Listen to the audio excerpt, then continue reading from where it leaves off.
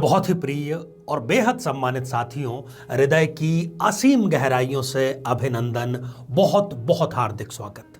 साथियों, चर्चा हमारी एक बहुत ही आवश्यक मुद्दे पर चल रही है, बहुत ही गंभीर मुद्दे पर चल रही है, कुंडली मिलान या मैच मेकिंग। विभिन्न लग्नों पर हम चर्चा कर चुके हैं और इसी क्रम में आज सिंह लग्न की हम चर्चा करेंगे। यदि सिंह लग्न की आपकी जन्म पत्रिका है तो आप बेसब्री से अपनी जन्म पत्रिका अपने हाथ में उठा लीजिए, खोल लीजिए और भावी जीवन साथी का चयन आपको कैसे करना है, इसके कुछ बिंदु है, वो आप उसको नोट डाउन अवश्य ही करिए। साथियों, सिंह लग्न की जन्म पत्रिका पर हम चर्चा करें इससे पहले मैं आपको एक प्रश्न देता हूं, उसका आप उत्तर खोजिए।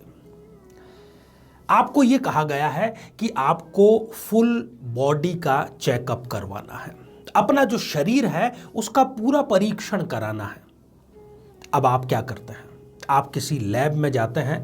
क्या आप केवल रक्त का परीक्षण कर लेंगे, या उससे डॉक्टर से या जो लैब में असिस्टेंट है आप उससे क्या कहेंगे कि सिर्फ मुझे हड्डियों का परीक्षण करवाना है, या केवल मुझे किडनी मेरी कैसी कार्य कर रही है सिर्फ ये जानना है, या मेरा लीवर ठीक से कार्य कर रहा है या नहीं कर रहा है, या केवल मेरा दिल ठीक से कार्य कर रहा है नहीं कर रहा है। ऐसा आप नहीं कहेंगे। आप किसी एक अंग का परीक्षण करके संतुष्ट नहीं होंगे, आप उसको कहेंगे कि मुझे एक ऐसा परीक्षण करके दो जिसमें मेरे शरीर के सभी अंग सम्मिलित हों। कुंडली मिलान में हर व्यक्ति यही गलती कर रहा है। वो गुण मिलान कर लेता है और खुद भी संतुष्ट हो जाता है, लोगों को भी यही कहता फिरता है और इसी गलतफहमी में रहता है कि मैंने तो कुंडली मिलान कर ली। और शादी के बाद में जब दिक्कतें आती है तब पता लगता है कि भाई आपने कुंडली मिलान नहीं किया था, आपने केवल गुण का मिलान किया था। गुण मिलान कुंडली मिलान का एक हिस्सा, एक भाग मात्र है, पूर्ण रूप से कुंडली मिलान नहीं है। साथियों, इस सीरीज के माध्यम से हम यही जागरूकता पैदा करने का प्रयास कर रहे हैं और किसी एक ने भी यदि इसको अपना लिया, किसी एक कपल की जिंदगी भी यदि हमारे एपिसोड के माध्यम से सुखद बनती है तो मैं समझूंगा कि मेरा ये प्रयास सफल हो गया। साथियों, इस पर हम विस्तार से चर्चा करें इससे पहले एक बेहद जरूरी सूचना कि हम हमारे प्रत्येक एपिसोड के अंत में किसी न किसी जातक के प्रश्न का उत्तर देते हैं और ये प्रश्न हमें प्राप्त होते हैं आप लोगों के ही द्वारा YouTube कमेंट के माध्यम से। साथियों, जब भी आपको अपना कोई कमेंट लिखना हो उससे पहले आप लिखें #आचार्य चंद्रकांत, इस शब्द का प्रयोग जरूर करें।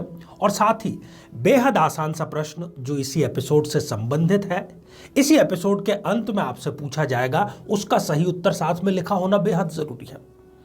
तो आइए साथियों, बिना किसी देरी किए सिंह लग्न की कुंडली मिलान कैसे की जाती है, घर बैठे आप कैसे कर सकते हैं बिना किसी की सहायता के, जानते हैं। साथियों, ये आप स्क्रीन पर दो जन्म पत्रिकाएं देख पा रहे हैं। ऊपर जो जन्म पत्रिका है 5 नंबर से शुरू हो रही है, इसलिए हमने उसको नाम दिया कि ये सिंह लग्न की जन्म पत्रिका है, आपकी जन्म पत्रिका है। भावी जीवन साथी की जो जन्म पत्रिका किसी भी लग्न, किसी भी राशि की हो सकती है, इसलिए हमने उसको यहां पर खाली रखा है। कुंडली मिलान की जो शुरुआत है ना, वो द्वंद्व से होती है, तनाव से होती है, टेंशन से होती है। कहीं पर आपको लगेगा कि बहुत सुंदर है ये, परंतु इस लड़के की सैलरी बिल्कुल कम है। अब आप इन दोनों में से किसका चयन करें? कई बार आपको ऐसा लग सकता है कि परिवार तो बिल्कुल ठीक ठाक है, परंतु लड़के के अंदर इस विशेष प्रकार का ऐब है। क्या पता ये इस नशे को, इस ऐब को कभी छोड़ पाएगा या नहीं छोड़ पाएगा, और यहीं पर धर्म संकट की स्थिति पैदा होती है।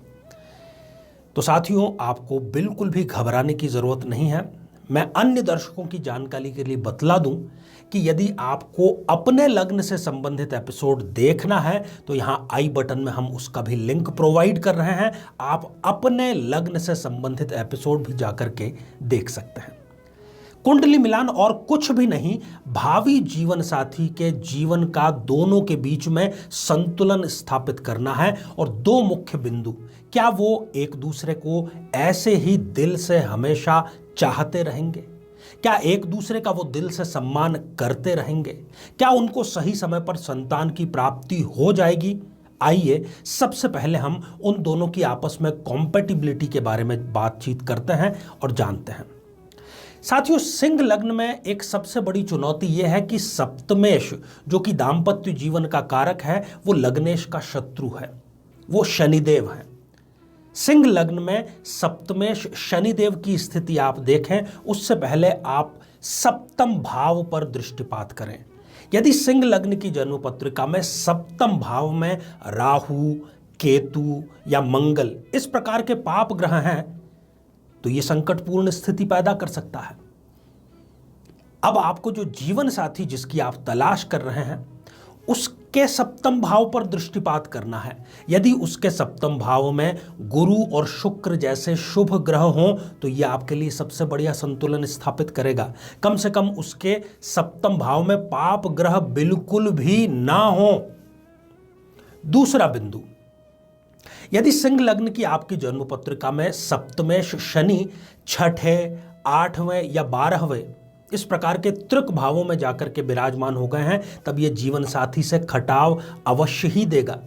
ऐसी स्थिति में आपको देखना है कि जो भावी जीवन साथी है उसकी जन्म पत्रिका में सप्तमेश या फिर शनिदेव केंद्र या त्रिकोण में अच्छी स्थिति में अवस्थित हों। साथियों, तीसरा बिंदु, यदि सिंह लग्न की आपकी जन्म पत्रिका में सप्तमेश शनि नीच राशि के हो जाएं, जहां पर 1 नंबर का अंक आप देख रहे हैं, यदि वहां पर विराजमान हो जाएं तो शादी के बाद में ये व्यक्ति का खटिया जो है वो एकदम से खड़ी कर देते हैं। शादी का लाभ मिलना तो बहुत दूर की बात, उसके घाटे आपको अवश्य मिल जाएंगे। अब ऐसी स्थिति में जो जीवन साथी है उसकी जन्म पत्रिका में आपको देखना है कि सप्तमेश या शनि उच्च स्थिति के हों, सबसे बेहतर रहेगा और संतुलन आपके स्थापित हो जाएगा। साथियों, अगला बिंदु, यदि सप्तमेश शनि आपकी सिंह लग्न की जन्म पत्रिका में 0 डिग्री के हो गए, 28 या 29 डिग्री के हो गए, तब ये दाम्पत्य का कोई लाभ आपको लेने नहीं देंगे क्योंकि ये शक्तिहीन हो गए। अब ऐसी स्थिति में भावी जीवन साथी के शनिदेव या फिर सप्तमेश कम से कम 6 से लेकर के 24 डिग्री के अवश्य हों, इससे कम या अधिक काम नहीं चलेगा। साथियों, अगला बिंदु है कि यदि आपकी सिंह लग्न की जन्म पत्रिका में सप्तमेश शनि अस्त हो गए हैं, सूर्य के साथ में विराजमान यदि हैं तो भी वो शक्तिहीन हो गए। अब ऐसी स्थिति में जो भावी जीवन साथी है उसकी जन्म पत्रिका में शनिदेव अस्त न हो, सप्तमेश उनका जो भी ग्रह है वो अस्त ना हो, इसका विशेष ख्याल आपको रखना है। साथियों, अब हम बात कर लेते हैं संतान पक्ष की, क्योंकि ये बहुत बड़ा मुद्दा है। इस जन्म पत्रिका में सिंह लग्न की जन्म पत्रिका में संतान के कारक पंचमेश बनते हैं गुरुदेव। सबसे पहले आपको दृष्टिपात करना है पंचम भाव पर। यदि पंचम भाव जो कि संतान का भाव है, यदि वहां पर राहु, केतु, शनि या मंगल इनमें से कोई 1 या 2 ग्रह हैं तो वो संतान में डीले करेंगे, संतान सुख से आपको वंचित रखने का कार्य करेंगे ही करेंगे। ऐसी स्थिति में क्या सॉल्यूशन है कि जो भावी जीवन साथी है उसके पंचम भाव पर आपको दृष्टिपात करना है। यदि वहां पर गुरु और शुक्र जैसे शुभ ग्रह हैं या वहां पर कोई ऐसी दृष्टि है शुभ ग्रहों की तो आपको ऐसे जीवन साथी का चयन करने को तरजीह देनी चाहिए, तभी आपको शीघ्र संतान लाभ प्राप्त होगा। साथियों, दूसरी स्थिति, यदि सिंह लग्न में पंचमेश गुरुदेव नीच राशि के हो जाएं, जहां पर 10 नंबर का अंक लिखा है, यदि वहां पर विराजमान हो जाएं तब फिर ये संतान सुख से वंचित रखने का कार्य करेंगे। ऐसी स्थिति में आपको देखना है कि जो भावी जीवन साथी है उसकी जन्म पत्रिका में गुरुदेव या उसका पंचमेश उच्च राशि का हो, तब फिर संतुलन स्थापित होगा। साथियों, अगला बिंदु, यदि गुरुदेव अष्टम भाव में विराजमान हो जाएं जो कि एक त्रिक भाव है, तब फिर ये संतान से वंचित रखने का कार्य करते हैं। ऐसी स्थिति में यदि भावी जीवन साथी की जन्म पत्रिका में गुरुदेव त्रिकोण में या केंद्र में अवस्थित हैं तो वो इस संतुलन को, इस खाई को पाटने का कार्य करेंगे और संतान सुख आपको अवश्य ही मिलेगा। सिंह लग्न की जन्म पत्रिका में यदि पंचमेश गुरु जो कि संतान के कारक हैं 0 डिग्री के हो जाएं, 28 या 29 डिग्री के हो जाएं, तो ऐसे व्यक्ति को भी संतान आसानी से प्राप्त नहीं हो पाती, अनुभव ये कहता है। अब इसका सॉल्यूशन शादी के बाद करने से अच्छा है कि कुंडली मिलान के समय करें। आप देखें आगे वाले की जन्म पत्रिका में गुरु या पंचमेश कम से कम 6 से लेकर के 24 डिग्री के बीच के हों।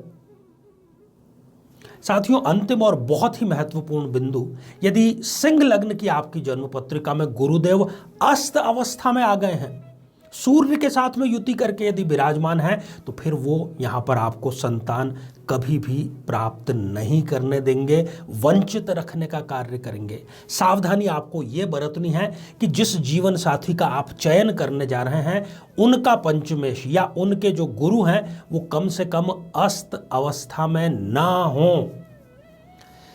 तो साथियों, ये दोनों ही बातें आपको अपने जहन में बैठा लेनी चाहिए और इनको अप्लाई जरूर करना चाहिए।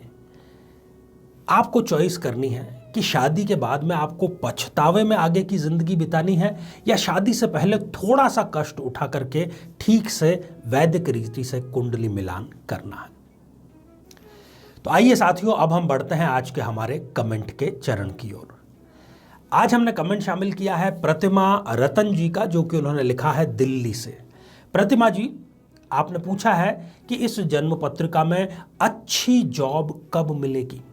प्रतिमा जी, इसी वर्ष सितंबर 2021 के बाद में रोजगार के एक अच्छे और स्थायी साधन अवश्य आपको मिल जाएंगे। इस जातक से आप ये कहिए कि प्रातःकाल उठकर स्नान आदि करके माँ तुलसी को जल समर्पित करें और उनसे क्षमा याचना करते हुए एक पत्ता उनका ले करके जीभ पर वो प्रसाद के रूप में ग्रहण करें। तो आइए साथियों, अब आज का बेहद ही आसान सा प्रश्न। आज हमने चर्चा की सिंह लग्न की, चर्चा की ऐसे पॉइंट्स की जो यूनिवर्सली एप्लीकेबल हैं, आप घर बैठे कुंडली मिलान कर सकते हैं। तो सिंह लग्न की जन्म पत्रिका में सप्तमेश कौन सा ग्रह होता है? साथियों, आप सभी स्वस्थ, समृद्ध और शांतिपूर्वक जीवन व्यतीत करें। नमस्कार।